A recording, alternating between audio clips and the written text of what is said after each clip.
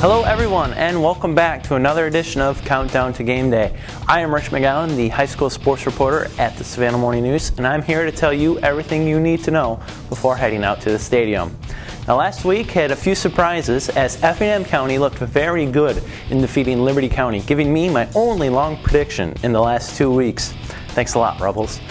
In other action, Benedictine rolled easily past Jeff Davis, and Savannah Country Day rallied to beat Jenkins County.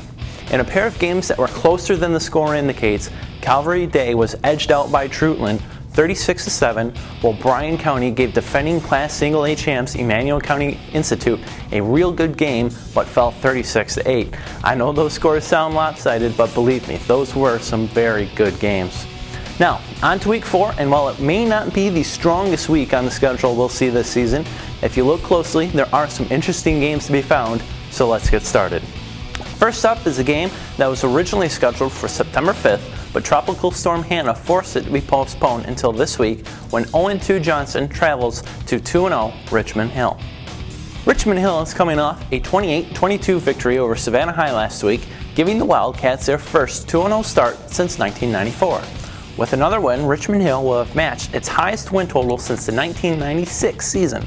As this is the last game before starting region play, this is a crucial game for Richmond Hill's confidence because, while the Wildcats are improved, they are going into a newly realigned Region 3 AAA, and that region will be a challenge for the Wildcats. Despite losing 26-12 to South Effingham last week, Johnson showed it can be competitive as the Atom Smashers scored on their first possession of the game, becoming the first team to put the ball in the end zone against the Mustang defense.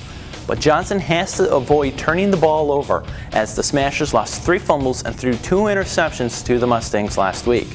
Now, Johnson has been in its first 2 games, but hasn't been able to snap its 25-game losing streak quite yet.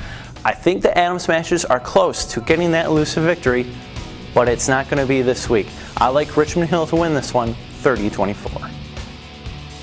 In Effingham County, the Rebels are a team that will pound the ball on the ground in a cloud of dust, and they host a team that will look to make big plays through the air. That team is Windsor Forest. Last week, the Rebels got all of their 336 yards on the ground thanks to the running of Stephen Tarpley, Michael Hamilton, and Michael Johnson in a 23-10 win over Liberty County. Now, these backs have nice speed and they run hard, and last week repeatedly broke tackles for big chunks of yardage in last week's win over the Panthers. Windsor possesses one of the area's most potent passing attacks, led by quarterback Donovan Campbell. Campbell has averaged 10 completions for 167 yards through 2 games and has 4 touchdown passes. So look for the Knights to continue to spread the field. In week 1, Windsor Forest ran into a similar run-oriented offense in Benedictine, similar to what they're going to face this week against Effingham. In that game, the Knights had trouble keeping the Cadets under wraps. Last week, Effingham kept Liberty County, which runs a spread offense, very close to what Windsor Forest is going to do. In that game, the Rebels kept the Panthers in check. I liked what I saw from the Rebels defense last week, but I think the Knights defense still has a little work to do stopping the run. And that is why I like Effingham County to win a close one, 17-14. Benedictine makes the trip down to Blackshear in a matchup of Region 2 AA teams whose seasons could not have started out more differently if they tried when the 3-0 Cadets face the 0-3 Pierce County Bears. BC has been impressive to begin the season, eating up huge chunks of yardage with the running game. The offensive line, considered the team's biggest question mark at the start of the year, is now a strength. The Cadets are also +6 in turnover margin through 3 games, causing 7 takeaways and losing just 1 fumble. The Cadets are coming off a 42-7 swatting of the Jeff Davis Yellow Jackets. Pierce County, on the other hand, figured to be a contender in the region, but instead is reeling after dropping its first 3 games. Now, to be fair, the Bears' schedule has been brutal, facing programs in Cook, Coffee County, and Charlton County, but the fact that the veteran-laden Bears have been outscored 89-0 is nothing short of stunning. Now, at the start of the season, I had this game circled on my calendar as a huge game for the Cadets to show how competitive they'll be in a very difficult region. But after the first 3 weeks of the season, Pierce County needs this game. It is a must-win for Pierce County, and they have to get it against a very good BC team. I'm not sure how high the Bears' confidence is, and I know BC's is sky high. That is why I like the Cadets 21-7. Don't let anyone tell you good football can't be found at small schools, because we've got a pair of small schools playing in this week's Game of the Week when Memorial Day School visits Bible Baptist. Memorial Day is led by its big play threats Shad Wright and Antonio Proctor and quarterback Sal Sanchez. After a 2-9 season last year, the Blue Thunder has turned things around in a hurry as Memorial is off to its first 3-0 start since 2003.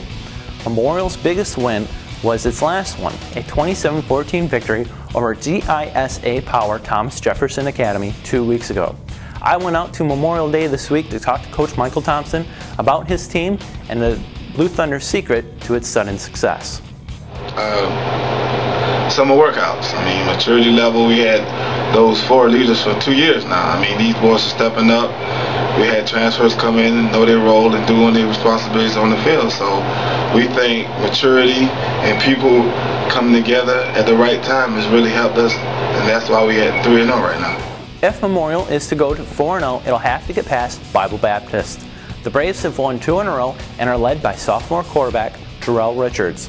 Last week's Player of the Week, Richards enters Friday's game having completed 51% of his passes for 353 yards and 3 touchdowns.